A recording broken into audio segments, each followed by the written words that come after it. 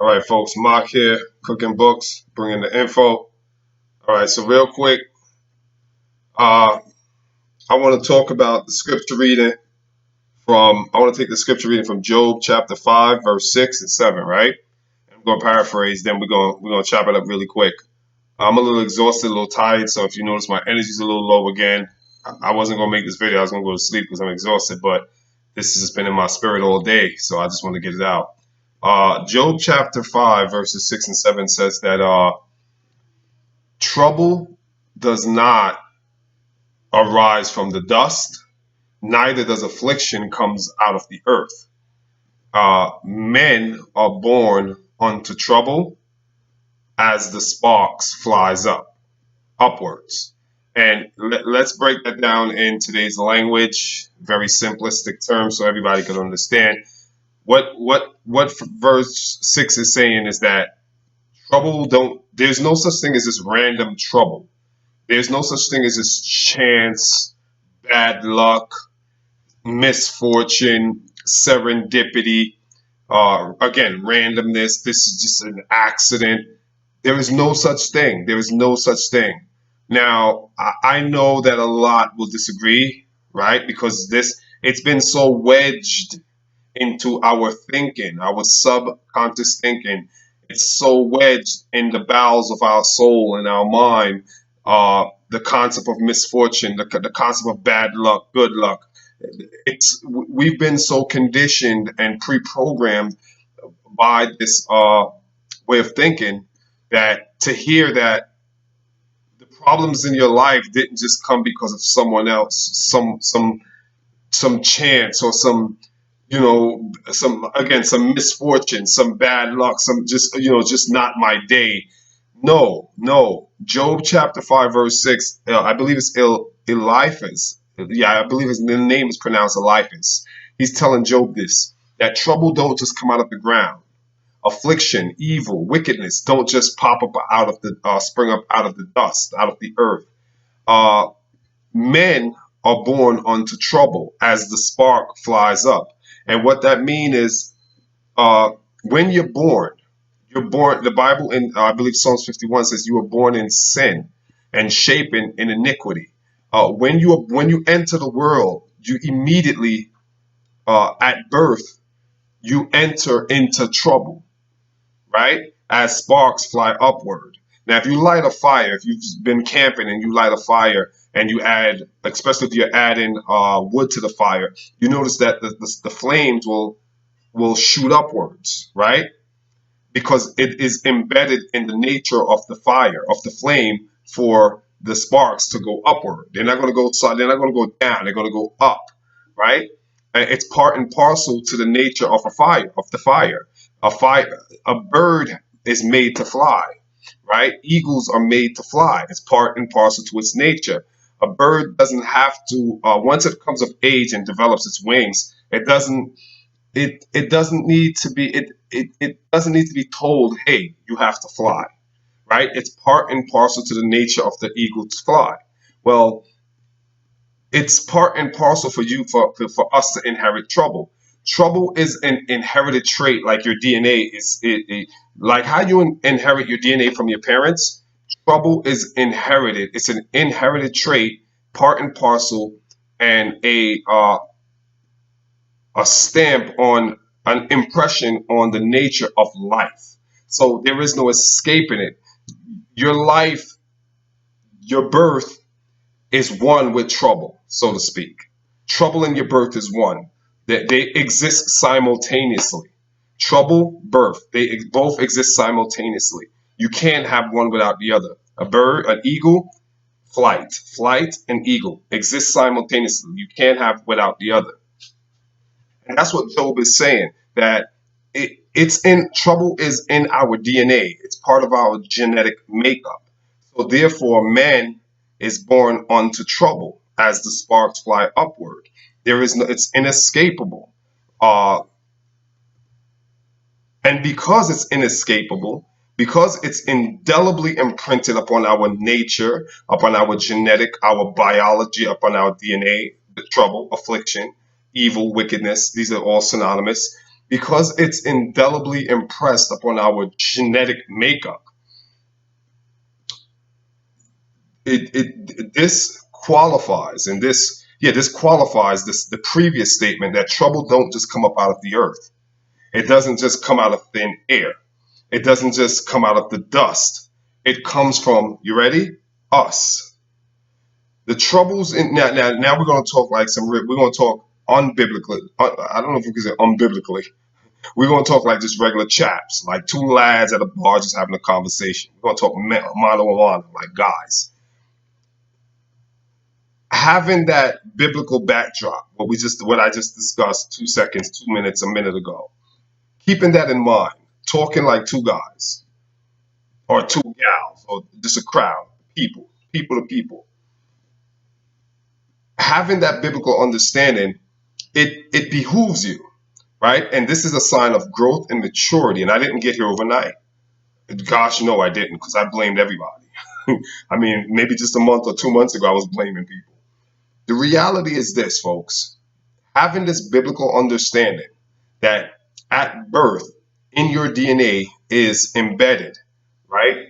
Is entrenched, enshrined, enshrouded. Your birth is enshrouded in trouble. Then the reality is this: every single problem in your life is a result of yourself. This is the hardest pill to swallow. There is nothing in your life that is problematic that you haven't caused. If you study Newtonian physics, the third law of motion talks about cause and effect. We're not going to go too deep into that. We're going to keep it right there. Cause and effect. Newtonian physics, third law of motion, cause and effect. Every action is a reaction. Cause and effect. That scientific law supports Job chapter 5, 6 through 7. And it supports this conversation. You are the cause for every effect in your life. You are directly the cause for the effects in your life. And here is, I guess, the sunshine or the silver lining. It goes both ways. For what we call good luck and bad luck, which neither exists, right? If you're with me in this conversation and you're following me, neither exists. But let's just, for argument's sake, say they do, because we're conditioned and programmed to think like this. You are the engineer of all your problems. You are the orchestrator. You are the choir leader of all the musical problems that's being played in your life. All the musical note problems that's being played in your life, you are the orchestrator of. You are the leader, the choir leader of. You are the person responsible for every single problem in your life. Every single problem in your life, it's your fault. You're responsible for it. Uh, Hard pill to swallow, right? Sometimes it can be very difficult to swallow that. But this is a sign of what's called spiritual maturity. This is called the maturation of the man's mind. Maturation of men's mind. Maturation of mankind's mind. Because it goes for women and men, right? When you can matriculate into this level of maturity, when you can matriculate into this maturation of mankind's mind, then you have ascended. You are now rise to another level of mastery of life itself and of yourself. But here's the silver lining: if you are the mastermind, knowingly or unbeknownst to you, knowingly or unbeknownst to thou, if you are the mastermind of all the problems in your life, then the same holds true for all the good fortune in your life. You see what I'm saying? If you're to be culpable, if you're to be held culpable, meaning responsible for the problems in your life, then you must be equally held culpable and accountable for the good things in your life. You see where I'm going? So don't despair and don't lose hope or become despondent and melancholy over this revelation, because this revelation has also a sweet side to it. The sweet spot is that if I'm responsible for the so-called misfortune, misdeeds in my life, then I'm also responsible for the good deeds, for the good fortune, for the good luck, which doesn't exist. But again, for argument's sake, we'll call it luck, good luck. There is no such thing, by the way, folks. There's no such thing at all. If you study, if the biblically, there's biblical evidence that there's no such thing, right? If you study Job chapter 5 and verse 6 and 7, and you really do a didactic, a scholastic, a exegetical interpretation, and really sink your teeth into those scriptures, you'll see so, right? And if you are still not convinced, because you might have some biblical reservations, or you might have some scriptural skepticism. I like that one. You might have some scriptural skepticism. Then I lead you to the great minds of Niels Bohr, names I've mentioned in some previous videos, the Einsteins, the Newtonian physics, and they will scientifically close you. Should you be a scriptural skeptic, they will scientifically wrap you around their finger with quantum mechanics and quantum physics. Because if you study quanta, the superposition in quantum physics, where two particles or one particle can exist in two separate spaces simultaneously, that will puzzle your mind. But it is scientifically and there's scientific data and evidence and empirically proven that a single object can exist in multiple states, multiple places simultaneously, and it's called superposition. But I don't want to jump down into that field. I just say that to get back to that if you are scripturally skeptic, that there is nothing in your life that you're not responsible for. Go over to the next classroom where they're teaching quantum physics, and let those masters of the universe close or open your mind to this reality. They will show it to you scientifically that you are the sole proprietor. You're the owner of all of your problems. Uh, you have exclusive ownership. It is so tempting, and it is so seducing and alluring and enticing to blame others. I've been a victim of it for so long. Blaming others. Oh, it's her fault. It's her fault why we're here. It's her fault. So, no, it's yours, you idiot. Like, until you recognize that it's your fault. Look, if I climb up on the building, the 10th floor, and I jump off the building, or the 20th floor, and I jump off and I become a pancake on the cement, on the ground, I can't say to the building, why did you push me out the window? Cement, why are you so hard? Why are you so solid? And now I'm a pancake on you. My brains and my guts are splattered all. It's the ground's fault. It's the building's fault. I'm an idiot. It's none of that. It's my choice. Now, obviously, I'm using something very facetious, something very, elementary, simplistic, to make a real solid point that our choices have consequences. Our decisions have consequences. The things that we decide, the choices we make, have consequences. And these consequences are called, many of the times, often of the times, unintended consequences. Because the decision you made to do this, you did not intend to have that. You following me so far, intellectuals, my intellectuals out there? The decision you made for this, you did not have an intention for that. So therefore, there's what's called unintended consequences. But here is where Job chapter 5, verse 6 comes into play, right? Trouble don't just miraculously rise out of the ground. Your troubles, your problems don't just miraculously pop up out of thin air, out of the dust. No, that unintended consequence is directly tied to the choice that you made, the decision you made, or you ready for more fifth dimensional thinking, or the lack thereof of the decision you made. You see how beautiful, you see how perplexing and bewildering and befuddling life can be not only is the decision you make in life sometimes can have these devastating consequences, but also the decisions you don't make in life can lead to these unintended consequences. So we're almost now that's going to take us back to Job chapter 5, verse 7. Men, we are born unto trouble. The choices you make can have adverse unintended consequences. The choices you don't make can have adverse unintended consequences. You can get the same outcome, which is devastating, unintended, devastating, detrimental, dire consequence. The same consequence with two opposite ends of the spectrum choices or decisions. One decision you made on the other end of the spectrum is a decision you didn't make. And yet still you have dire consequences. So it's the decisions you make, the decisions you don't make, and both can lead to the same consequences. And it gets even more spookier. So we have the choices you make can have unintended consequences. Your lack of making choices can make unintended consequences. And your lack of making a choice is by default what? Making a choice. Do you see how fifth, sixth dimensional thinking, how life can be?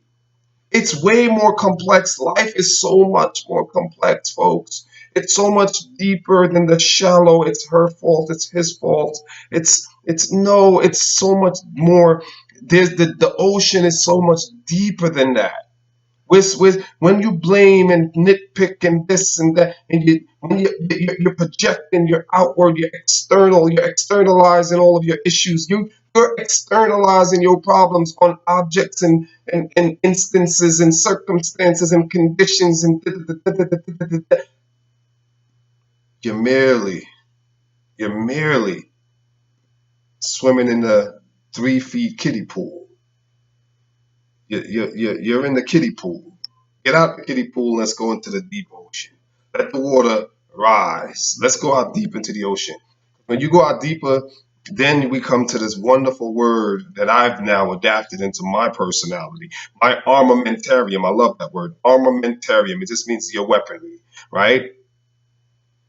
Accountability. Personal accountability. Hold yourself accountable. Hold yourself accountable. When you stop externalizing the blame and hold yourself accountable, there is a liberation that comes with that. You're no longer mad at people, things, objects, elements, circumstance, environments. There's a freedom. You become liberated. I can't, I'm gonna study and find out exactly what it is because I'm inquisitive and very curious like that. But I don't know what it is that does that, but it liberates you. It opens you up. It frees you. When you can say it is my fault, right? It is my fault. I made this decision. I made this choice. And these are the consequences I'm now suffering of as a result of these choices. I'm preaching, ain't I? When you can get to that level of thinking, when you can get to that level of consciousness, of dimensionality, of existence, you are evolving as not only a human being, but as a soul being. You are evolving as what nature intended, as what the universe intended for you to do. The universe intended for you to evolve, not just financially, not just economically, but as a soul, as a soul being. That's not just biologically to evolve, but as a soul being, you are doing what the universe, what nature, what God intended for you. You are in your purpose. You're living your purpose. You're one step closer to the manifestation of your purpose. When you can personally hold yourself accountable, you are closer to being freedom from reproach. No one can easily rebuke you anymore. No one can easily reproach, revile, or ridicule you anymore. Why? Because there is a certain aura that you're cultivating around yourself. There's a power that comes with You taking personal responsibility. It's as if God says, okay, you're ready to move up in life now. You're ready to move on to the next level. It took you long enough. This is what was waiting for. God is saying, me, the angels, we were all just chilling here waiting, like, yo, when is he gonna get it? He's got it. Now we could stop the here's another thing before I run. Oh, this is some heavy stuff. Don't it took me a long time to learn this too. Don't don't cry about your problems and don't complain. Don't complain about none of your problems. One, they're self-inflicted, unbeknownst or beknownst, willingly or unwillingly, they're self-inflicted.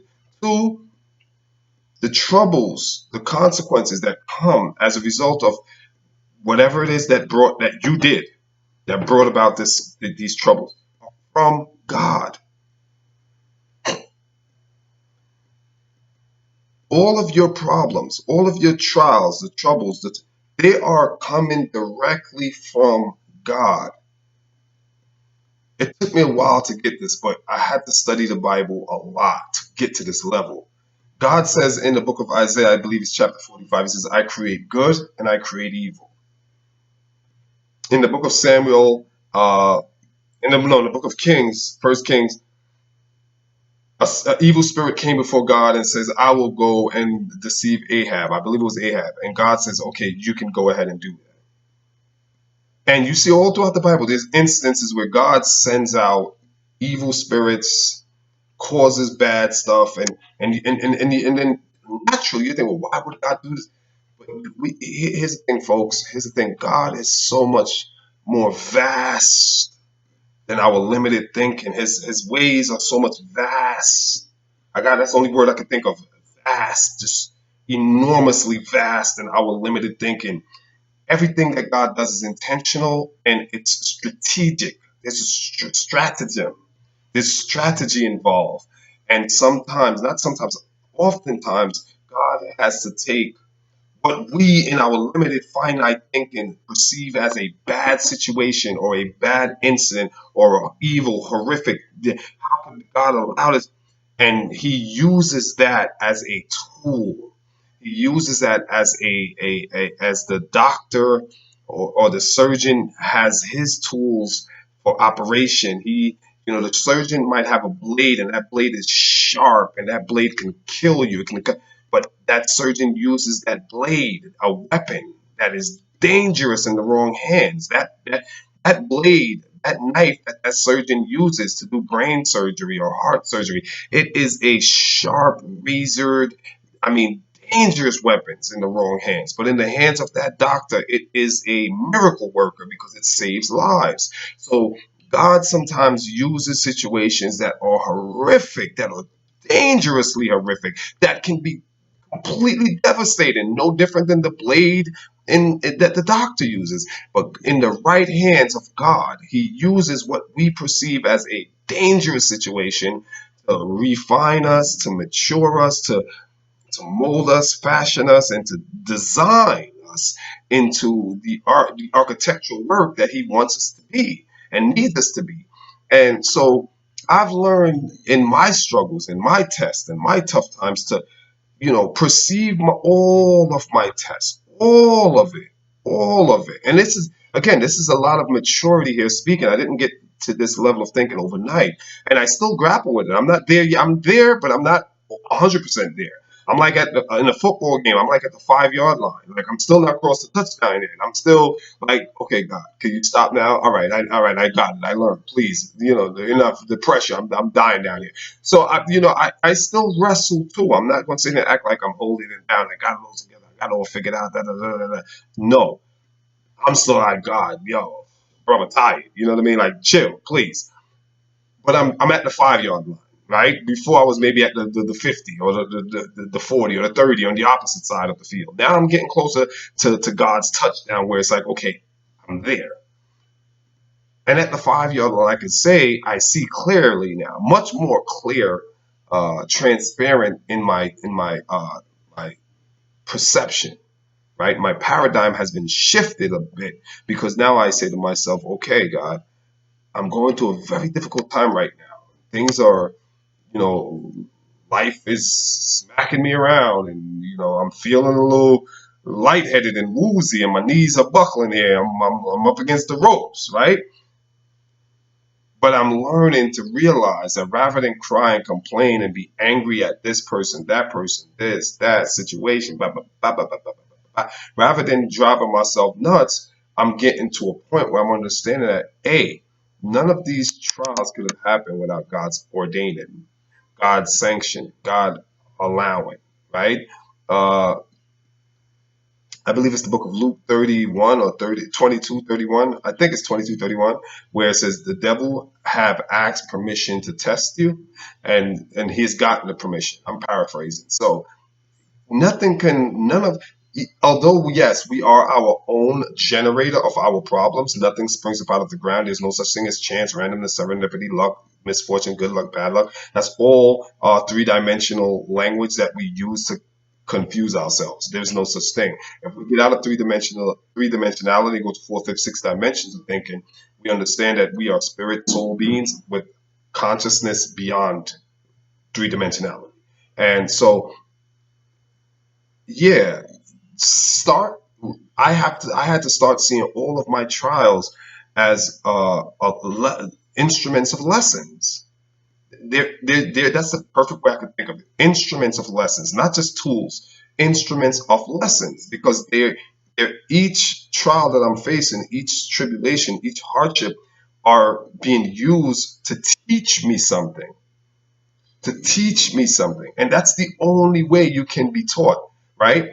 The only way you can be taught, like in using the secular system, you go to school, the teachers, the professors, they are considered instruments of that institution, and those instruments of the institution, they indoctrinate you with certain teachings. They ingratiate you into certain education. They matriculate you into certain higher ways of thinking, of learning. Well, life, right? God, the ultimate teacher, life have a way of instructing you, matriculating you, indoctrinating you, introducing you, uh, ingratiating itself with you, in you, with information. And the only way you can learn is no different than how a teacher sits in a classroom with you and walk you through line by line, dotting I's and crossing T's, and instructing and teaching you the subject matter, right? Well, the only way I can learn certain things, there's no other way, is by the experiences, the difficulties, the hardships. And I could explain why is that, but we're already at 27 minutes and I don't want to go too long. I'm tired, like I said. But we'll pick this up again till next time. If you like the video, you know what to do. Hit a like, share, leave a comment, subscribe. Peace.